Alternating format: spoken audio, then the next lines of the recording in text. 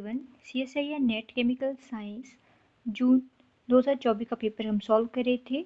उसके लिए part number 10 हम इस वीडियो में कवर करेंगे। राइट, हमने ऑलरेडी पार्ट 9 तक अपना जो PYQ सीरीज़ था वो कंप्लीट कर लिया है, तो आप प्लेलिस्ट में जाके चेक कर सकते हो। ठीक है, तो इस वीडियो में जो हमारे पास पहला क्वेश्चन आया था जून 2024 में, पार्ट सी की हम बेसिकली बात कर रहे थे कि पार्ट सी में आपको किस टाइप के क्वेश्चन देखने को मिलते हैं, और ये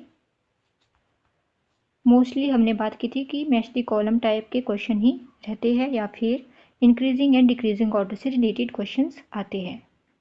राइट, तो यहाँ पर पहले जो हम बात करेंगे क्वेश्चन की, क्वेश्चन में कहा गया है consider the following reactions and the related statement. तो यहाँ पर दो आपके पास रिएक्शन दिए गए हैं, ओके, AsF5 एंड ClF3, और इनके साथ हमने रिएक्ट किया है 2HF हाइड्रोजन फ्लोराइड। ठीक है, 2 मोल्स ऑफ हाइड्रोजन फ्लोराइड हमने इन गिवन कंपाउंड के साथ ट्रीट किया और आपके पास बन जाते हैं कैटायंस एंड एनायंस। ठीक है, formation of cations and anions are there possible. तो अगर आप रिएक्शन को देखिए, रिएक्शन का मैकेनिज्म देखें, तो रिएक्शन इन्वॉल्व करता है ऑटो आयोनाइजेशन का प्रोसेस। यहाँ पर क्या हो रहा है, auto ionisation of HF hydrogen fluoride की ऑटो आयोनाइजेशन होती है इन रिएक्शंस में, जो कि आपके पास एक की रोल प्ले करता है इन दिस प्रोसेसेस। ओके, तो हमें पता चल गया कि ऑटो आयोनाइजेशन का प्रोसेस है। राइट, और यहाँ पर हमारे पास दिया गया है cation P, Q, R and S इन दोनों रिएक्शन के लिए। तो यहाँ पर गिवन ऑप्शंस है P is bent and Q is octahedral, R is bent, S is linear. तो हमने इसमें क्या चेक करना है, ज्योमेट्रीज चेक करनी है। जब हम AsF5 को 2HF से रिएक्ट करेंगे और हमारे पास जो गिवन कंपाउंड बनेगा, क्या उसका स्ट्रक्चर बेंट आ रहा है P के लिए, ठीक है, या नहीं आ रहा है, हमने वो देखना है। और Q के लिए क्या वो स्ट्रक्चर ऑक्टाहेड्रल रहेगा। सिमिलरली R के लिए हमने देखना है, जब हम इन दोनों को ट्रीट करेंगे, कि प्रोडक्ट आपके पास बेंट आ रहा है, और S के लिए देखना है कि वो लीनियर है या नहीं है। ठीक है, तो बेसिकली क्वेश्चन इससे रिलेटेड है और हमारे पास 4 ऑप्शन गिवन है। ठीक है, option containing the correct statement is, correct statement की बात यहाँ पर की गई कि कौन सी करेक्ट स्टेटमेंट रहेगी। जैसे कि पहली ऑप्शन है ABCD, ठीक है, ये करेक्ट है, या B and C only, AC and D only, B and D only. तो इसका क्या मतलब हुआ, या तो जो आपके पास ये दिए गए हैं गिवन P इज बेंट, ये ट्रू है। ठीक है, जैसे B एंड C के यहाँ पे सेकंड ऑप्शन आप देखो B and C, Q is octahedral, R is bent, means हो सकता है P आपके पास लीनियर स्ट्रक्चर बन जाए, ऐसा आपके पास बेंट स्ट्रक्चर बन जाए। ठीक है, तो हमने ये इसमें आइडेंटिफाई करना है। तो इसके लिए बेसिकली हमें जो हमारे पास गिवन रिएक्शन है उनको आपस में ट्रीट करना है और प्रोडक्ट बनाने हैं P एंड Q। पहला हम करेंगे P एंड Q प्रोडक्ट की फॉर्मेशन। तो यहाँ पर आप देखिए AsF5 दिया गया है प्लस 2HF। ठीक है, तो जब हमने इन दोनों को आपस में रिएक्ट किया इक्विलिब्रियम की प्रोसेस में, तो यहाँ पर आपके पास बन जाएगा H2F, यह आ जाएगा पॉजिटिव का H2F पॉजिटिव, और साथ में आ जाएगा आपके पास AsF6 नेगेटिव। ठीक है, तो कैटायन आपके पास क्या बन गया, H2F पॉजिटिव, एंड एनायन आपके पास बन गया AsF6 नेगेटिव। मीन्स ये आपके पास P है और ये आपके पास Q है। ओके, तो हमने यहाँ पर बात करनी है P की स्ट्रक्चर की पहले, कि P किस टाइप का स्ट्रक्चर आपके पास दे रहा है। H2F है, मीन्स F, एंड इधर आपके पास H इस वे में आएगा with the lone pair of electrons, यहाँ पे लोन पेयर बन जाएंगे। ठीक है, और ये हो गया आपके पास पॉजिटिव। तो अगर आप ज्योमेट्री देखें तो इसकी ज्योमेट्री क्या है, बेंट ज्योमेट्री है, means P is bent which is correct statement. ठीक है, अब हमने देखना है Q क्या है आपके पास, AsF6 नेगेटिव है, AsF6, तो इसका डायग्राम हम यहाँ बनाएंगे। यहाँ पर हमने लिया AS और F कितने आपके पास 6 है, तो हम इस वे में इसको F को यहाँ पर लिख देंगे। ठीक है, इस टाइप की यहाँ पर इसको ज्योमेट्री देखने को मिलेगी और साथ में आ जाएगा आपके पास नेगेटिव। तो आप ज्योमेट्री को देखें तो किस टाइप की ज्योमेट्री बन रही है, ऑक्टाहेड्रल अरेंजमेंट इसमें आपको देखने को मिलती है। मीन्स ये क्या है, ऑक्टाहेड्रल ज्योमेट्री शो कर रहा है, विच इज़ ट्रू।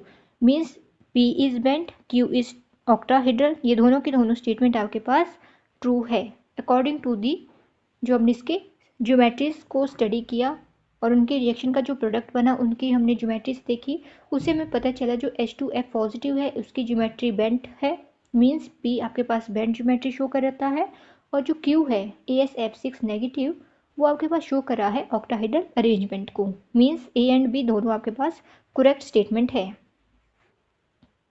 तो अगर आप ऑप्शन में देखो A एंड B ओनली कहीं भी नहीं दिया गया है, मीन्स इन दोनों में से भी कोई ना कोई स्टेटमेंट करेक्ट होगी। ठीक है, तो हम देखेंगे अब फर्दर रिएक्शन करके। यहाँ पर अगर आप देखें ClF3 है प्लस 2HF है। ठीक है, तो जब हमने इन दोनों को आपस में ट्रीट किया तो आपके पास बन जाएगा ClF2 पॉजिटिव का, और S में आपके पास बनेगा HF2 नेगेटिव। ठीक है, ये आपके पास एनायन बना रहा है और ये आपके पास क्या बना रहा है, कैटायन बना रहा है। अब अगर आपको याद होगा हमने जो अभी यहाँ पर प्रोडक्ट बनाए थे तो यहाँ पर बन गया था आपके पास H2F पॉजिटिव। यहाँ पर पॉजिटिव मीन्स कैटायन की फॉर्मेशन हो रही थी, इसलिए जो आपकी स्ट्रक्चर रहेगी इधर वो थी आपके पास बेंट। ठीक है, और यहाँ पर अगर आप देखें तो HF2 जो है वो है नेगेटिव, और इसकी स्ट्रक्चर हम अभी स्टडी करेंगे कि किस वे में बनेगी। ठीक है, तो देखने में ये पहली बार अगर आप इसको देखेंगे तो सिमिलर लगता है, बट यहाँ पे डिफरेंस है। यहाँ पर H हाइड्रोजन के 2 मोल्स लिए गए हैं, बट यहाँ पर फ्लोरीन के 2 मोल्स लिए गए हैं। तो आपने ये नहीं सोचना है कि इसका जो डायग्राम है वो भी इसी वे में बनेगा। ठीक है, तो ये आपके पास प्रोडक्ट बने थे R एंड S। तो ClF2 का जब हम स्ट्रक्चर देखते हैं तो हमारे पास आ जाएगा क्लोरीन, यहाँ पर हमने F लिखना है, यहाँ पर F लिखना है। ठीक है, और यहाँ पर आपको पता है कि लोन पेयर रहेंगे क्लोरीन के साथ। ठीक है, ये हो गया आपके पास पॉजिटिव। उसी प्रकार हमने क्या करना है, HF2 का भी स्ट्रक्चर बनाना है, तो ये आ जाएगा H F एंड H। ठीक है, और यहाँ पर आ जाएगा आपके पास नेगेटिव चार्ज साथ में। तो अगर आप डायग्राम को देखें तो ये क्या स्ट्रक्चर बना रहा है, बेंट बना रहा है। ठीक है, R is bent in nature, and जो हमारे पास S है वो लीनियर आपके पास ज्योमेट्री दे रहा है, means C and D are also correct. तो इस क्वेश्चन में जो आपके पास राइट स्टेटमेंट रहेगी, करेक्ट स्टेटमेंट है वो है A B C and D, means आपके पास P Q R S की जो स्पेसिफिक ज्योमेट्रीज दी गई है वो करेक्ट है, जो हमने देखा इनके स्ट्रक्चर को इलस्ट्रेट करके उनको ड्रॉ करके। ठीक है, तो बहुत ही इजी क्वेश्चन था, आई होप आपको समझ में आ गया होगा। अब हम करेंगे next question. The correct match for the reaction given in the column P with the hamate reaction constant given in the column Q is. तो ये कॉन्सेप्ट आपके पास देखिए तो कौन सा कॉन्सेप्ट है, हेमेट रिएक्शन कांस्टेंट का ये कॉन्सेप्ट है जो कि यूज़ किया जाता है to relate the rate or equilibrium constant of reactions to the substituent present in the benzene ring। Means आपके पास जो हेमेट कांस्टेंट है उसको हम यूज़ करते हैं ताकि हम रिलेट कर पाए रेट और इक्विलिब्रियम कांस्टेंट ऑफ रिएक्शन को, जब उसमें आपके पास सब्सटीट्यूएंट प्रेजेंट हो एक बेंजीन रिंग के अंदर। It also help in the determining whether electron withdrawing और electron donating groups affect the reactivity of the benzene ring in different reactions. साथ ही साथ इससे हमें क्या डिटरमाइन करने में मदद मिलती है कि इलेक्ट्रॉन विड्रॉइंग या फिर हम बात करें इलेक्ट्रॉन डोनेटिंग ग्रुप्स की, वो कैसे इफेक्ट करे है रिएक्टिविटी है जो बेंजीन रिंग की डिफरेंट रिएक्शन के अंदर। तो उसके लिए भी हेमेट रिएक्शन एक बहुत ज़्यादा इंपॉर्टेंट रोल प्ले करता है। ठीक है, जो ऑर्थो एंड पैरा पोजीशन है आपके पास, जो बेंजीन में ऑर्थो एंड पैरा पोजीशन होती है सब्स्टिट्यूएंट की, वो जनरली क्या करती है, लार्जर इफेक्ट होता है उन पे हेमेट कांस्टेंट का। ठीक है, जो आपके पास हेमेट कांस्टेंट है उसका लार्जली वहाँ पर इफेक्ट देखने को मिलता है as compare with the meta substituent. जो मेटा सब्स्टिट्यूएंट में आपको उतना उसका इफेक्ट देखने को नहीं मिलेगा। क्यों? क्योंकि उसके पास एक प्रॉक्सिमिटी होती है, मतलब उसके रिएक्टिव साइट में एक प्रॉक्सिमिटी देखने को मिलती है, उसकी वजह से मेटा सब्स्टिट्यूएंट में आपको लार्ज इफेक्ट नहीं देखने को मिलता है हेमेट कांस्टेंट का। ठीक है, तो ये क्वेश्चन था जो हमें अच्छे से समझ में आ गया। तो यहाँ पे आपके पास कॉलम P में कुछ गिवन रिएक्शंस दिए गए हैं। पहले तो आपने इन रिएक्शंस को देखना है किस टाइप की ये रिएक्शंस है, और इसके लिए आपके पास स्पेसिफिक हेमेट कांस्टेंट की वैल्यूज देखने को मिलती है, उसी के बेसिस पे हमने इसको मैच करके देखना है। जैसे कि हम सभी जानते हैं कि हैमर जो इक्वेशन है वो एक लीनियर फ्री एनर्जी रिलेशनशिप है जो डिस्क्राइब करता है कि कैसे एक रिएक्शन रेट और इक्विलिब्रियम कांस्टेंट रिलेट करते हैं एक साथ एक दूसरे को, है ना। और जो रिएक्शन इन्वॉल्व हो रहा है बेंजोइक एसिड डेरिवेटिव्स हैं उनको स्टडी करने के लिए बहुत ही ज़्यादा एक इंपॉर्टेंट इक्वेशन ही साबित होती है।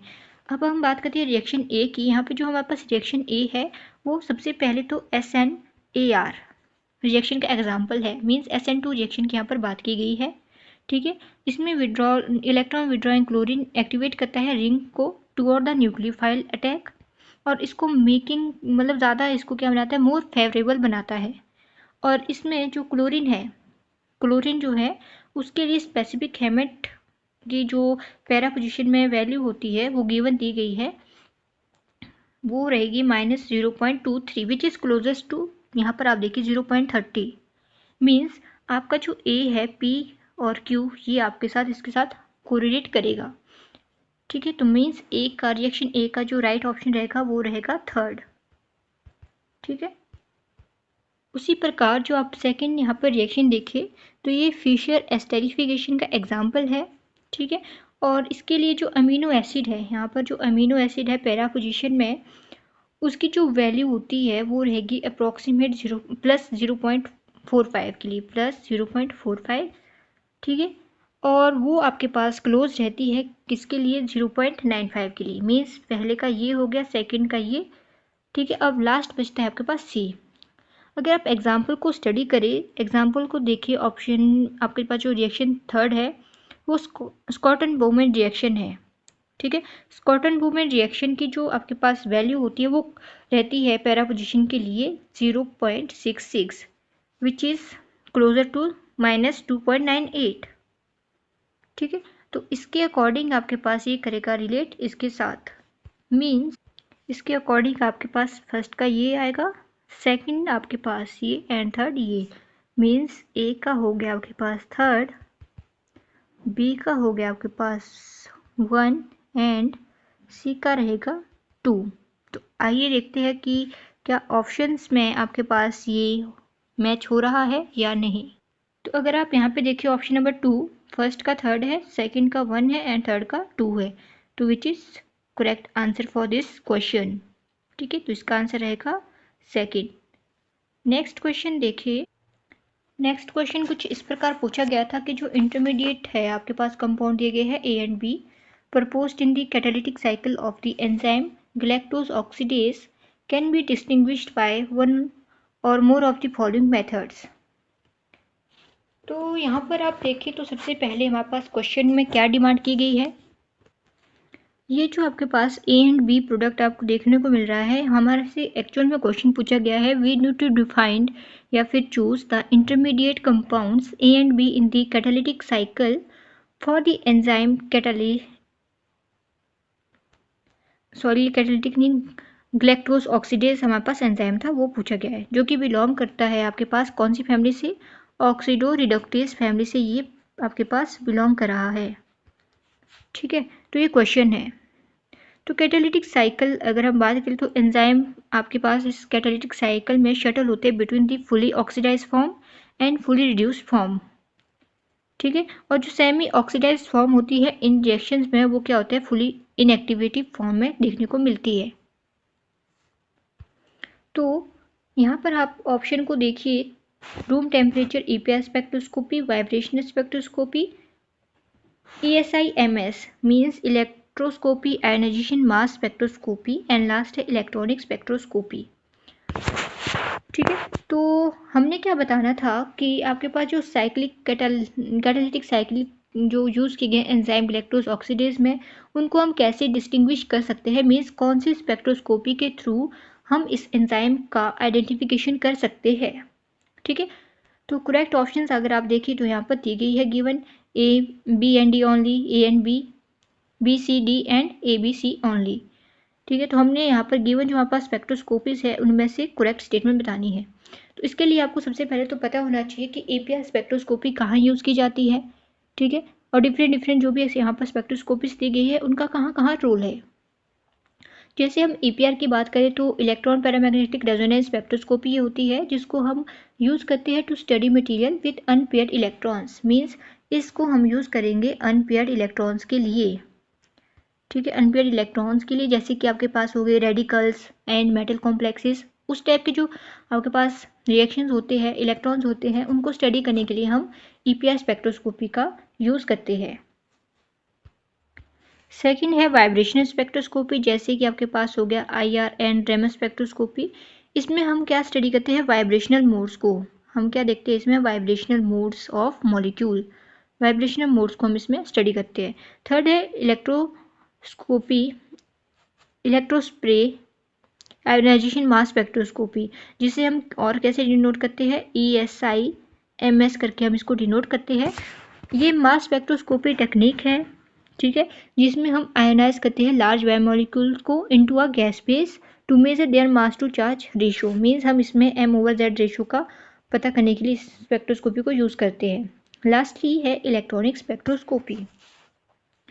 तो इलेक्ट्रॉन स्पेक्ट्रोस्कोपी एक ऐसी टेक्निक है जिससे हम मेजर करते हैं एब्जॉर्प्शन या फिर emission of light by molecules as electron transition between different energy levels. Means हम इसमें एमिशन एंड एब्जॉर्प्शन का कॉन्सेप्ट देखते हैं, एमिशन या फिर एब्जॉर्प्शन, ठीक है। तो गिवन क्वेश्चन यहाँ पे दिया गया था कि हमने बताना है catalytic cycle of the enzyme galactose oxidase can be distinguished by one और more of the following methods.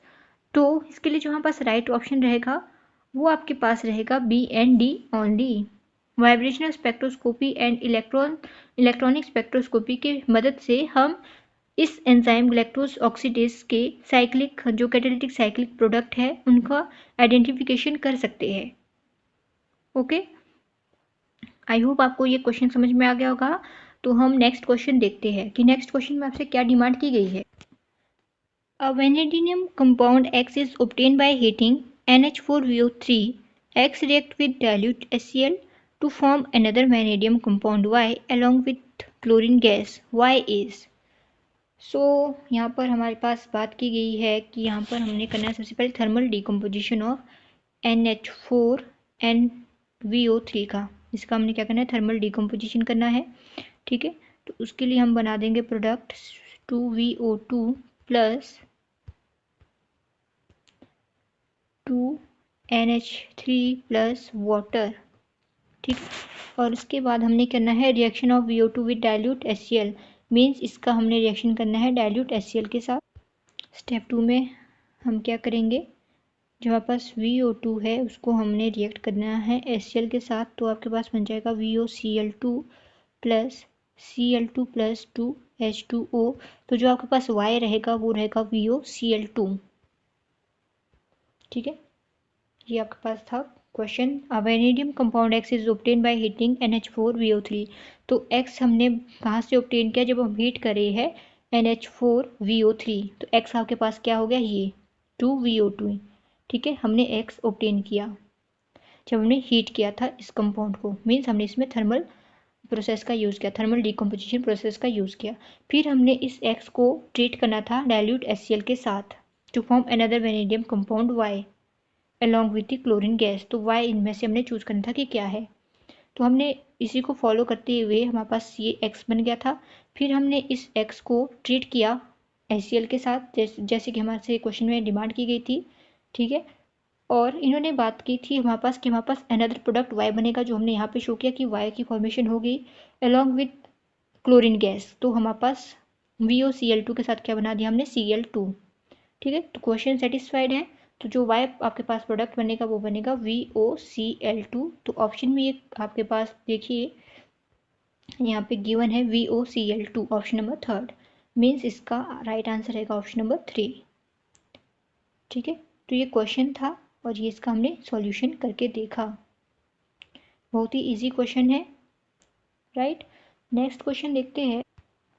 2 moles of calcium phosphate on reduction with carbon in the presence of silica resulted in the formation of a phosphorus compound X in 90% yield.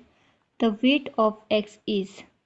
तो यहाँ पे question क्या है कि हमने wait identify करना है X का, ठीक है।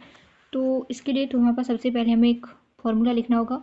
रिएक्शन लिखना होगा, हमारे पास था 2 moles of calcium phosphate, 2 moles तो 2 लिख दिया हमने। कैल्शियम फॉस्फेट का फॉर्मूला होता है CA3PO4 ठीक है, 2 मोल्स ऑफ कैल्शियम फॉस्फेट। और इसके हमने कार्बन के साथ रिडक्शन करनी है तो हम 10 कार्बन यहाँ पे यूज़ करेंगे, plus in the presence of silica.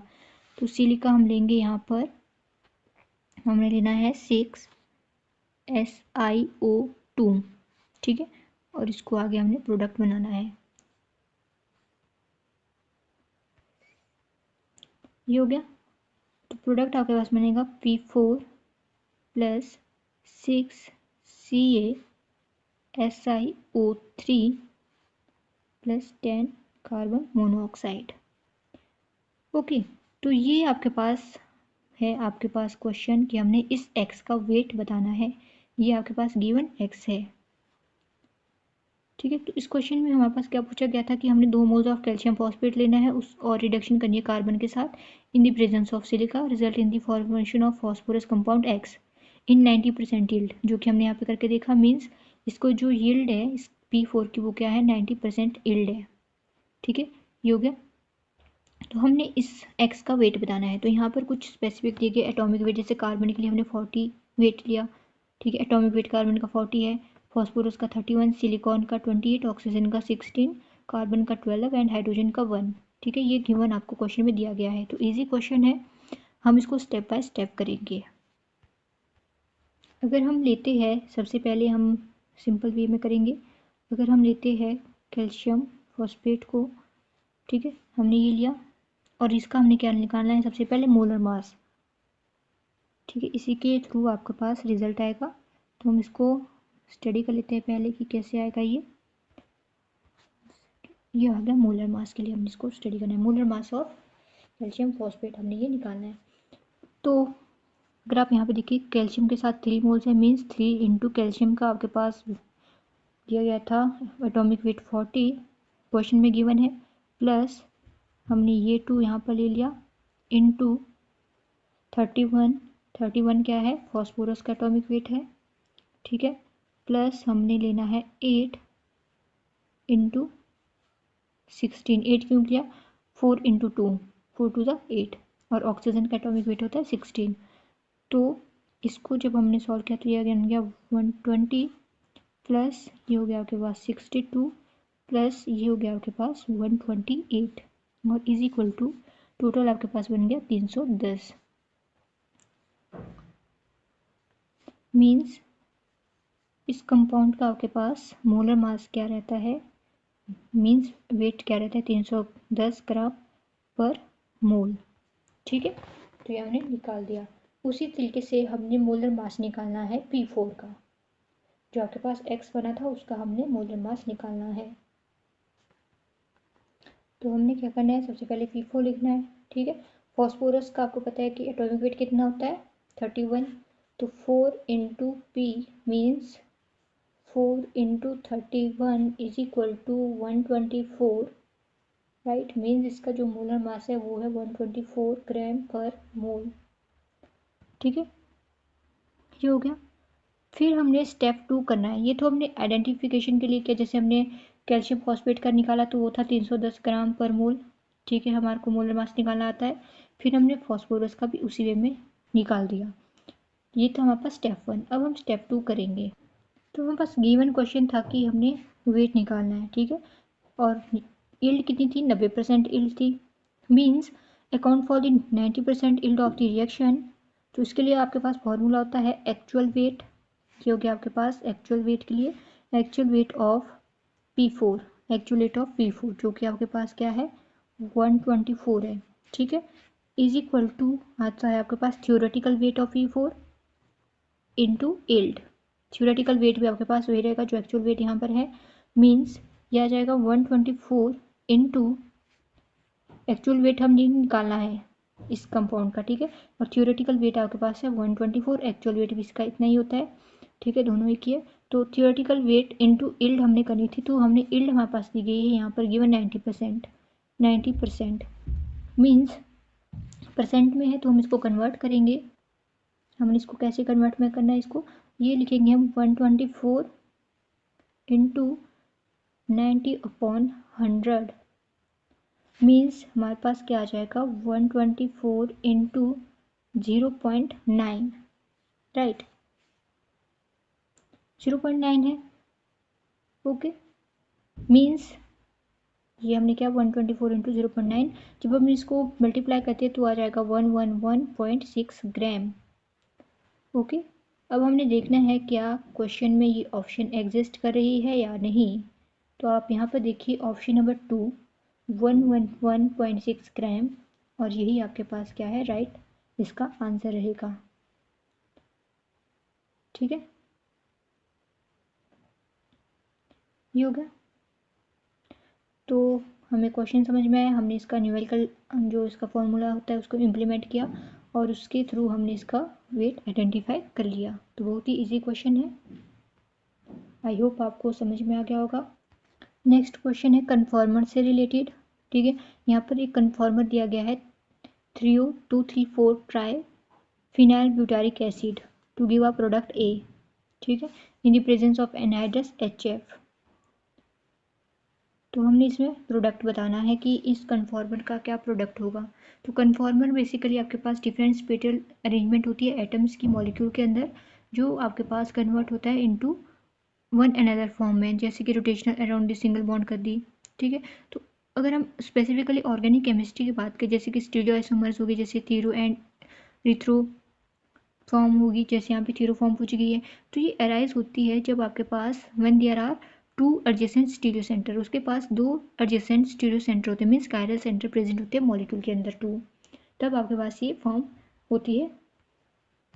तो सिंपल है, इसका जो आंसर रहेगा ऑप्शन नंबर 2, इसमें कुछ ज़्यादा नहीं है। नेक्स्ट क्वेश्चन देखते हैं, the major product formed in the following reaction sequence. तो मेजर प्रोडक्ट हमने बताना है, तो अगर आप क्वेश्चन को देखें तो क्वेश्चन आपके पास कहाँ से आता है, एल्डोल रिएक्शन का ये टाइप है। ठीक है, एल्डोल रिएक्शन यहाँ पर हो रहा है। ठीक है, और यहाँ पर आपके पास स्पेसिफिक रिएजेंट दिए गए, जैसे ग्रव्स फर्स्ट जनरेशन है, इसमें हम RCM का यूज़ करते हैं, जिसे हम कहते हैं रिंग क्लोजिंग। ठीक है, और लिथियम बोरोहाइड्राइड हमने यहाँ पर यूज़ किया है, RCM और ये। तो इसका जो प्रोडक्ट बनेगा वो बनेगा ऑप्शन नंबर 1। तो ये तो रिएक्शन से प्रोडक्ट की फॉर्मेशन है, तो इसमें क्या ही समझाना। ठीक है, तो ये आपको खुद ही सॉल्व करने पड़ते हैं इसके मैकेनिज्म के थ्रू। तो अगर आपको ये रिएक्शन आता है, इसकी मैकेनिज्म निकालनी आती है, तो आप इसका एक्यूरेट आंसर निकाल सकते हो।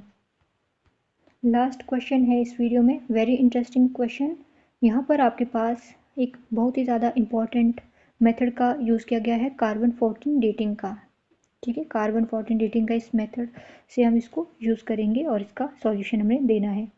ठीक है, तो क्वेश्चन पहले रीड कर देते हैं। The beta activity of 0.9 gram of carbon from the wood of present day tree is 0.5 BQ. If the activity of 0.9 gram carbon isolated from the wood of an ancient artifact is 0.19 BQ, under the same condition, the age of the ancient artifact is। तो carbon dating का यहाँ पर method use किया गया है, carbon 14 dating का यहाँ पे यूज़ किया गया है। तो ये एक ऐसा मेथड है जिसकी वजह से हम इसको यूज़ करते हैं to determine the age of an artefact. Artefact की एज को निकालने के लिए हम इस मेथड का यूज़ करते हैं, जो कि कंटेन करते हैं ऑर्गेनिक मटेरियल्स को। जो ये एंटीफैक्ट है, ठीक है, ये एंटीफैक्ट है, ये क्या कंटेन करते हैं, ऑर्गेनिक मटेरियल्स को। ठीक है, तो जो प्रिंसिपल है कार्बन डेटिंग का, डीके ऑफ कार्बन 14, वो एक radioactive isotope of carbon का इसमें यूज़ किया जाता है। ठीक है, तो decay follow the first order kinetics and the age of the sample can be calculated by using the half life of carbon 14। Means हम कैसे इस मेथड को यूज़ करते हैं, फर्स्ट ऑर्डर, पहले तो ये कि फर्स्ट ऑर्डर काइनेटिक्स का यहाँ पे यूज़ किया गया है, और जो सैंपल हमारे पास गिवन यहाँ पे सैंपल दिया गया है, इसको हम यूज़ करेंगे हाफ लाइफ, जो कि यहाँ पे गिवन है। Half life means T half of carbon 14, जो कि कितनी है, 5730 ईयर्स है, जो कि क्वेश्चन में ही गिवन है। ठीक है, तो जो रिलेशन है between the activity of the age, ठीक है, उसको हम कैसे देंगे, एक्टिविटी इक्वेशन हमारे पास होती है A is equal to A0 minus lambda of t, और यहाँ पर लेमडा की वैल्यू रहेगी 0.693 over t half, means d half में आ जाएगा आपके पास 5,730 ईयर्स। ठीक है, तो इस क्वेश्चन का आंसर आपने मुझे कमेंट सेक्शन में बताना है कि इस क्वेश्चन का आंसर क्या रहेगा। ये आपके लिए एज अ होमवर्क या फिर हम कहें एज अ असाइनमेंट रहेगा। ठीक है, और फिर भी अगर आप इस क्वेश्चन को आंसर सॉल्व नहीं कर पाए तो आप मुझे बताइए। राइट, तो इस क्वेश्चन का आंसर आपने मुझे बताना है। ओके, तो आज के लिए बस इतना ही। Thanks for watching.